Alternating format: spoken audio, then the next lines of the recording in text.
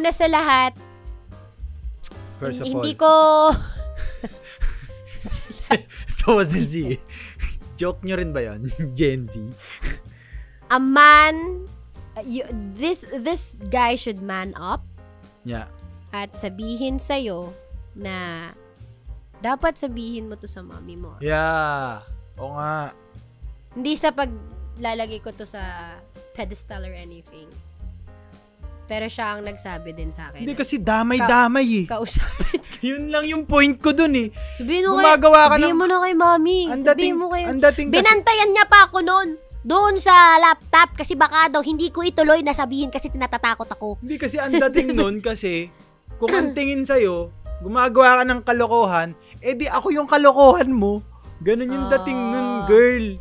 Kaya dapat si lalaki, kung maganda yung intensyon at hindi lang to kalokohan lang, sabihin nyo na. Sabihin nyo na. Adjust din hanggat bata pa tayo.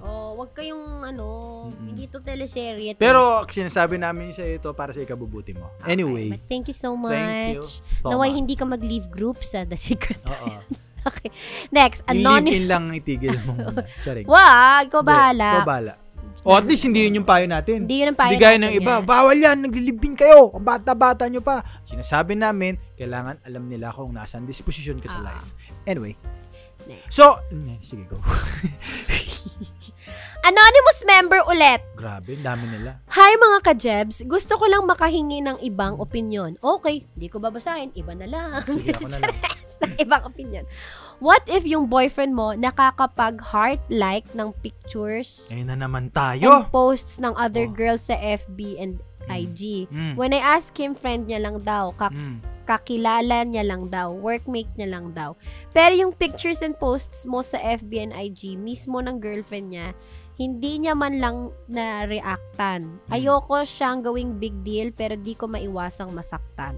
Hindi naman kasi sana masakit kung pati sa akin na mismong girlfriend niya nakakapag-react siya. Hindi rin kami mutuals, both social media. It's not a big deal!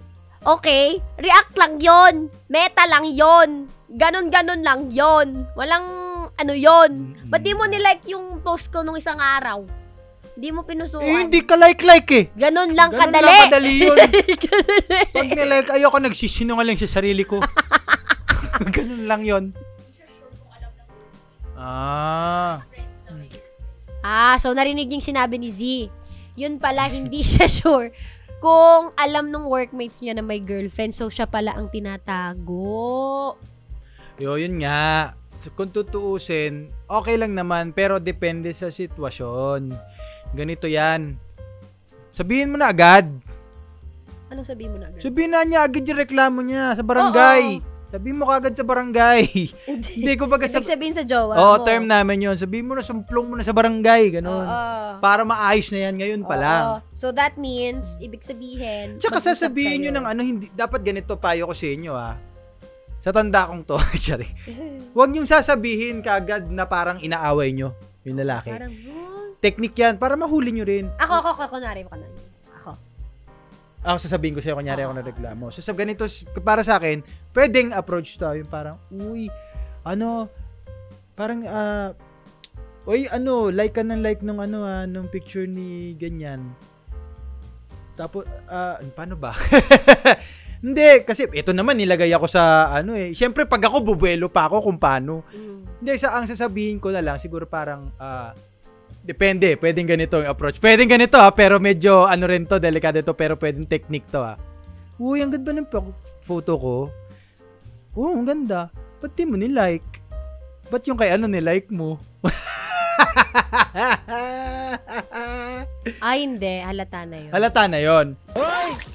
Nabitin ka, no? Nabitin kayo Akala nyo buong episode dito. Hindi, kung gusto nyong mapakinggan ang buong episode ng podcast na ito, I-search nyo lang po ang The Comfort Room sa Spotify. Diyan po mapapakinggan nyo ang mahabang episode ng The Comfort Room. The Comfort Room. Just click the link below.